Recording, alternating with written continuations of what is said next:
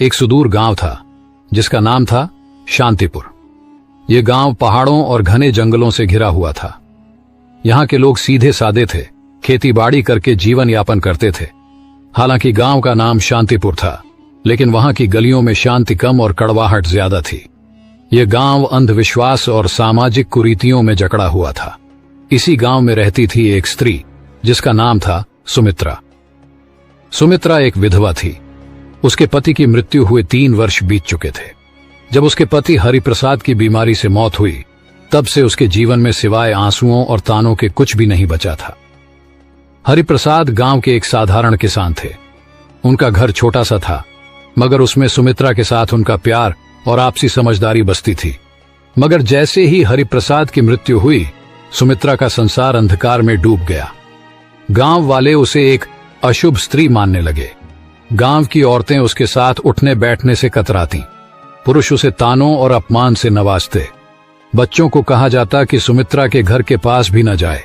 हर सुबह जब सुमित्रा गांव के कुएं पर पानी भरने जाती, तो औरतें आपस में फुसफुसाती, देखो ये अभागन आ गई। जिसके पांव जहां पड़ जाते हैं वहां कुछ अशुभ ही होता है। सुमित्रा ने कई बार इन तानों को अनसुना करने की कोशिश की, मगर उनकी बातों के कांटे उसके दिल को चीरते रहे। रातें उसके लिए और भी कठिन होती। जब पूरा गांव गहरी नींद में सो जाता, सुमित्रा आंगन में बैठकर आसमान की ओर देखती। चांद की चांदनी उसकी आंखों में आंसू भर देती। वह अक्सर अपने पति की तस्वीर के आगे दीप जलाकर रोती और भगवान से पूछती, आखिर मैंने कौन सा पाप किया है जो मेरा जीवन इस तरह नर्क बन गया। कई बार उसने गांव छोड़कर जाने की भी सोची, मगर कहां जाती। उसके माता पिता बहुत पहले ही चल बसे थे। भाई बहनों ने उसके विधवा होते ही मुंह फेर लिया। एक दिन जब सुमित्रा अपनी टूटी फूटी झोपड़ी के बाहर बैठी थी, तभी उसने देखा कि गांव के बाहर वाले रास्ते पर 3 साधु चले आ रहे हैं। वे सफेद दाढ़ी वाले, भगवा वस्त्र पहने हुए थे। उनके चेहरे पर तेज था, मगर आंखों में एक अजीब सा रहस्य झलक रहा था। गांव वालों ने उन साधुओं को देखते ही उनके चारों ओर घेरा बना लिया। सभी ने उनके पांव छुए और आशीर्वाद मांगा। गांव के मुखिया ने साधुओं से विनती की, महाराज कृपया हमारे गांव में कुछ दिन रुकें, हमें आपका आशीर्वाद चाहिए। साधुओं ने गांव में रुकने के लिए हामी भर दी, लेकिन फिर उनकी नजर सुमित्रा पर पड़ी। उनमें से सबसे वृद्ध साधु ने सुमित्रा को देखते ही कहा, यह स्त्री दुख से घिरी है, मगर इसके भाग्य में कुछ अनोखा लिखा है। गांव वाले यह सुनकर चौंक गए। उन्हें विश्वास नहीं हो रहा था कि वही सुमित्रा, जिसे वे अशुभ मानते थे, उसके भाग्य में कुछ खास हो सकता है। सुमित्रा खुद भी हैरान थी। उसके मन में सवाल उठे, आखिर ये साधु कौन है और मेरे भाग्य के बारे में ऐसा क्यों कह रहे हैं। तीनों साधु गांव के बीचों बीच स्थित एक पुराने मंदिर में ठहरे। यह मंदिर वर्षों से वीरान पड़ा था, मगर साधुओं के आते ही वहां रौनक लौट आई। गांव वाले उन्हें देखने के लिए रोज वहां पहुंचते और उनके प्रवचनों को सुनते। सुमित्रा भी मंदिर के बाहर खड़ी होकर साधुओं की बातें सुनती, लेकिन गांव के लोग उसे भीतर जाने नहीं देते थे। एक दिन जब सभी लोग प्रवचन सुन रहे थे, तब सबसे वृद्ध साधु ने कहा, हर व्यक्ति के जीवन में दुख आते हैं, लेकिन केवल वही व्यक्ति अपने भाग्य को बदल सकता है जो अपने भीतर छिपे रहस्य को पहचान ले। सुमित्रा को यह सुनकर अजीब लगा। वह सोचने लगी, क्या मैं अपने दुख को दूर कर सकती हूं? क्या मैं भी अपने भाग्य को बदल सकती हूं? 3 साधु कौन थे? तीनों साधु साधारण व्यक्ति नहीं थे। उनकी आंखों में गहरी समझ थी और उनके शब्दों में अपार शक्ति। 1 पहले साधु का नाम था ज्ञानानंद। वे आध्यात्मिक ज्ञान के ज्ञाता थे। उनका कहना था कि दुनिया में कोई भी दुख तब तक समाप्त नहीं हो सकता जब तक मनुष्य स्वयं को नहीं पहचान लेता। 2 दूसरे साधु का नाम था कर्मानंद। वे कर्म के सिद्धांत को मानते थे। उनका कहना था कि भाग्य से बड़ा केवल कर्म होता है। यदि किसी का जीवन अंधकारमय है, तो उसे केवल अपने कर्मों से ही रोशनी में बदला जा सकता है। 3 तीसरे साधु का नाम था ध्यानानंद। वे साधना और ध्यान के मार्ग पर चलते थे। उनका कहना था कि आत्मा को शांत करके, मन को नियंत्रित करके कोई भी व्यक्ति अपने दुखों से मुक्ति पा सकता है। रात के समय जब गांव वाले अपने घर चले गए, तो सुमित्रा मंदिर के पास आई। उसे विश्वास नहीं हो रहा था कि तीनों साधु सच में उससे मिलना चाहते हैं। जैसे ही वह मंदिर के अंदर पहुंची, तीनों साधु उसकी ओर देखने लगे। कुछ देर तक कोई कुछ नहीं बोला। फिर ज्ञानानंद बोले, तुम हमें क्यों ढूंढ रही हो पुत्री? सुमित्रा कांपते हुए बोली, मुझे कुछ समझ नहीं आता। मैं बस यह जानना चाहती हूं कि मेरे जीवन में इतना दुहक क्यों है। मैंने किसी का क्या बिगाड़ा है? तीनों साधु मुस्कुराए। कर्मानंद ने कहा, दुनिया में कोई भी दुख बिना कारण नहीं आता। तुमने अपने पूर्व जन्मों में जो किया है उसका ही परिणाम तुम्हें इस जन्म में मिला है। लेकिन घबराओ मत, क्योंकि हर कर्म को नए कर्मों से बदला जा सकता है। सुमित्रा ने आंखें भरते हुए पूछा, क्या मैं अपना भाग्य बदल सकती हूं? ध्यानानंद ने धीरे से उत्तर दिया, हां, लेकिन उसके लिए तुम्हें परीक्षा देनी होगी। क्या तुम तैयार हो? सुमित्रा ने बिना कुछ सोचे जवाब दिया, मैं तैयार हूं। तीनों साधु एक दूसरे की ओर देखने लगे। यह देखकर ऐसा लग रहा था जैसे वे किसी रहस्य को जानते हों। ज्ञानानंद ने कहा, तो फिर कल सूरज उगने से पहले तुम जंगल के पास वाले पीपल के पेड़ के नीचे आओ। वहां से तुम्हारी यात्रा शुरू होगी। सुमित्रा को कुछ समझ नहीं आया, मगर उसने सिर हिलाकर हामी भर दी। गांव में फैली अफवाह। अगले दिन गांव में यह खबर आग की तरह फैल गई कि तीनों साधुओं ने सुमित्रा को जंगल में बुलाया है। गांव के लोग आपस में चर्चा करने लगे, क्या ये साधु इसे कोई वरदान देने वाले हैं या फिर इसे श्राप मिलेगा? गांव की कुछ औरतें आपस में फुसफुसाने लगीं, कहीं ये साधु हमें धोखा तो नहीं दे रहे। लेकिन सुमित्रा को इन बातों से कोई फर्क नहीं पड़ा। उसे केवल इस बात की चिंता थी कि आखिर जंगल में उसके साथ क्या होने वाला है। उस रात सुमित्रा सो नहीं सकी। वह बार बार सोच रही थी, क्या सच में कोई मेरी मदद कर सकता है या यह भी सिर्फ एक और छलावा है? लेकिन अब वह ठान चुकी थी कि चाहे कुछ भी हो जाए, वह अगले दिन सूरज उगने से पहले जंगल के पास जाएगी। ये खड़े थे, वे गहरी तपस्या में लीन थे। उनके चारों ओर एक अद्भुत शांति फैली हुई थी। सुमित्रा ने हाथ जोड़कर प्रणाम किया और कहा, मैं आ गई हूं महाराज, अब मुझे बताइए कि मेरी परीक्षा क्या है? ज्ञानानंद ने आंखें खोली और बोले, यह संसार एक भ्रम है पुत्री। जो इसे समझ लेता है वही अपने भाग्य को बदल सकता है। लेकिन इससे पहले कि हम तुम्हें ज्ञान दें, तुम्हें अपनी परीक्षा देनी होगी। कर्मानंद ने कहा, हम तुम्हें इस जंगल में छोड़ रहे हैं। तुम्हें रात भर अकेले यहीं रहना होगा। ये जंगल बहुत रहस्यमयी है। यहां जंगली जानवर भी हैं और अदृश्य शक्तियां भी। लेकिन अगर तुमने अपना डर छोड़ दिया तो तुम पहली परीक्षा पास कर जाओगी। सुमित्रा को यह सुनकर झटका लगा। रात भर अकेले जंगल में वह डर गई थी, लेकिन उसने अपने भीतर हिम्मत जुटाई और कहा, मैं तैयार हूं। तीनों साधु मुस्कुराए और बोले, हम कल सुबह सूरज उगने के बाद यहां आएंगे। तब तक तुम्हें अकेले रहना होगा। इतना कहकर तीनों साधु जंगल के दूसरे छोर की ओर चले गए और सुमित्रा अकेली रह गई। शाम ढलते ही जंगल में अंधेरा छाने लगा। चारों ओर अजीब अजीब सी आवाजें आने लगी। दूर किसी पेड़ पर उल्लू बोल रहा था। झाड़ियों में कुछ सरसराने की आवाजें आ रही थीं। सुमित्रा ने अपने दिल को संभाला और एक पेड़ के नीचे बैठ गई। लेकिन जैसे ही रात गहराने लगी, भय भी बढ़ने लगा। अचानक उसे लगा कि कोई परछाई उसकी ओर बढ़ रही है। उसका दिल जोर जोर से धड़कने लगा। क्या यह कोई जंगली जानवर है या कोई भूत? लेकिन तभी उसे साधुओं की बात याद आई। अगर तुमने अपना डर छोड़ दिया तो तुम पहली परीक्षा पास कर जाओगी। उसने अपनी आंखें बंद की, गहरी सांस ली और खुद से कहा, मुझे डरना नहीं चाहिए। मैं यहां अकेली नहीं हूं, मेरे साथ भगवान है। जैसे ही उसने यह सोचा, वह परछाई धीरे धीरे गायब हो गई। रात भर वह इसी तरह अपने डर से लड़ती रही। कभी कोई आवाज सुनाई देती, कभी अजीब सा कंपन महसूस होता, लेकिन उसने खुद को शांत रखा और हिम्मत नहीं हारी। सुबह की पहली किरण और सफलता जैसे ही सूरज की पहली किरण जंगल में पड़ी, सुमित्रा ने राहत की सांस ली। थोड़ी देर बाद तीनों साधु वहां पहुंचे और देखा कि सुमित्रा मुस्कुरा रही है। ज्ञानानंद बोले, पुत्री, तुमने अपनी पहली परीक्षा पास कर ली। तुमने डर को जीत लिया। अब तुम्हारे जीवन में बड़ा बदलाव आने वाला है।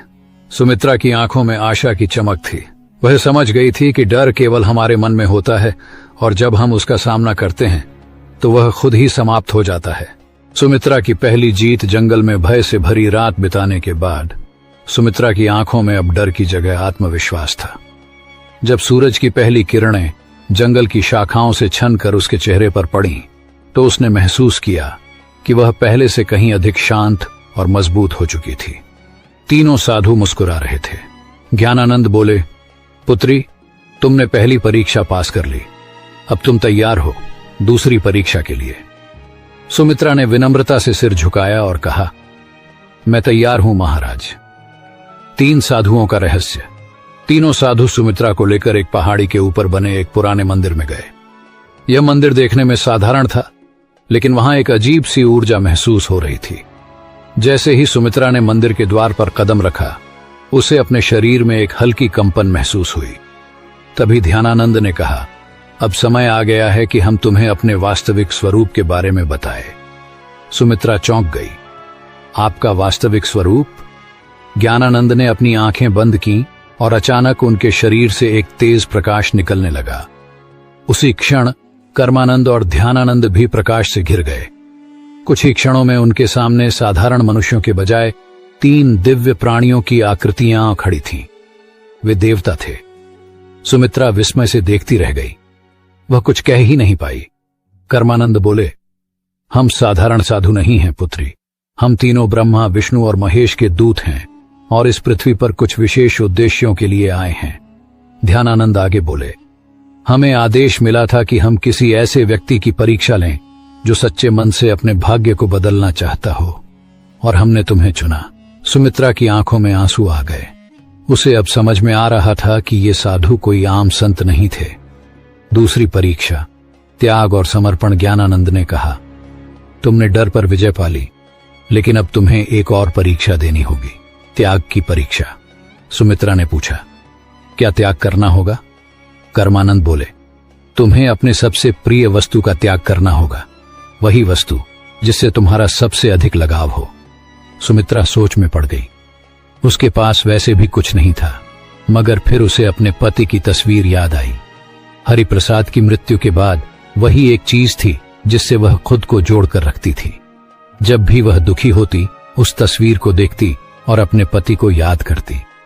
उसने धीरे से पूछा, क्या मुझे अपने पति की तस्वीर छोड़नी होगी? ध्यानानंद बोले, अगर वही तुम्हारी सबसे प्रिय वस्तु है तो हां, लेकिन याद रखो, सच्चा त्याग तभी होता है जब वह स्वेच्छा से किया जाए। अगर तुम इस परीक्षा के लिए तैयार नहीं हो तो हम तुम्हें बाध्य नहीं करेंगे। सुमित्रा के मन में संघर्ष शुरू हो गया। क्या वह अपने पति की अंतिम निशानी को छोड़ सकती है? उसने कुछ देर सोचा और फिर कहा, अगर मेरे जीवन को बदलने के लिए यह आवश्यक है तो मैं तैयार हूं। तीनों साधु मुस्कुरा उठे। तो जाओ और अपनी सबसे प्रिय वस्तु को गांव के तालाब में प्रवाहित कर दो। त्याग का क्षण। सुमित्रा गांव वापस आई और अपनी झोपड़ी में गई। वहां एक पुराने संदूक में वह तस्वीर रखी हुई थी। उसने कांपते हाथों से उसे उठाया और तालाब की ओर चल पड़ी। गांव के कुछ लोग उसे ऐसा करते देख रहे थे। वे आपस में बातें कर रहे थे, अब यह पागल हो गई है, अपने पति की तस्वीर क्यों फेंक रही है? लेकिन सुमित्रा ने उनकी बातों पर ध्यान नहीं दिया।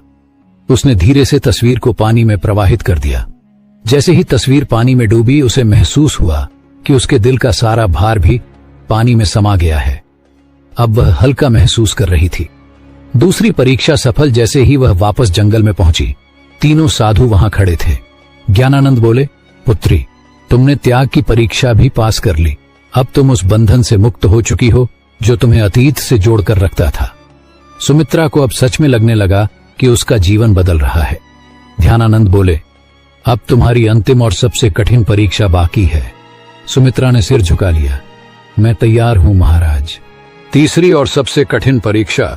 सुमित्रा ने भय और त्याग की परीक्षा पास कर ली थी।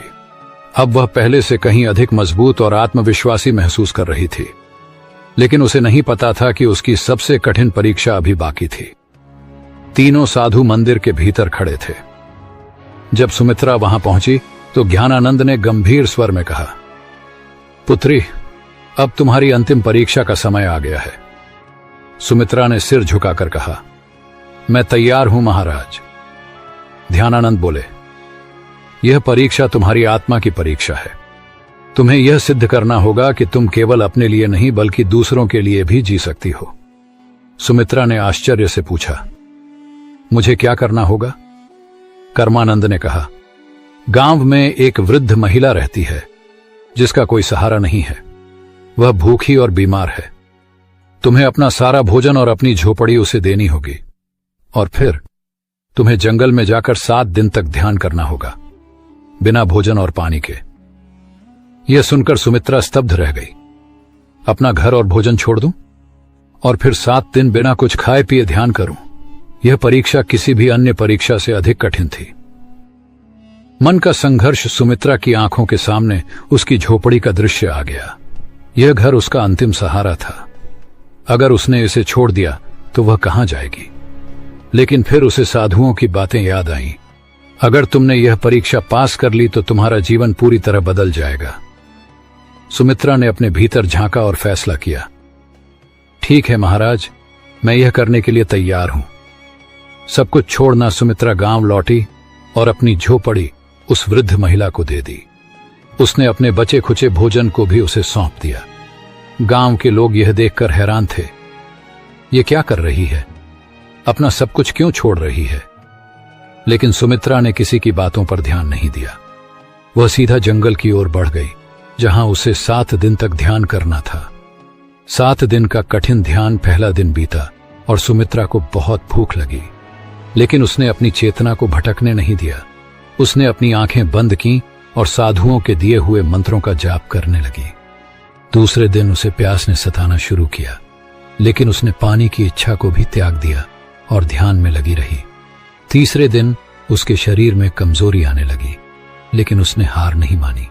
चौथे दिन उसे लगा कि वह अब और नहीं सह पाएगी, लेकिन तभी उसे साधुओं की बातें याद आईं। सच्ची शक्ति शरीर में नहीं, मन में होती है। 5वें और 6ठे दिन वह पूरी तरह ध्यान में डूब गई थी। अब उसे भूख प्यास महसूस ही नहीं हो रही थी। 7वें दिन जब सूरज उगा तो कुछ अद्भुत हुआ। सुमित्रा की आत्मा एक नई ऊर्जा से भर गई थी। उसे महसूस हो रहा था जैसे वह एक साधारण स्त्री नहीं रही, बल्कि एक दिव्य शक्ति से जुड़ चुकी है।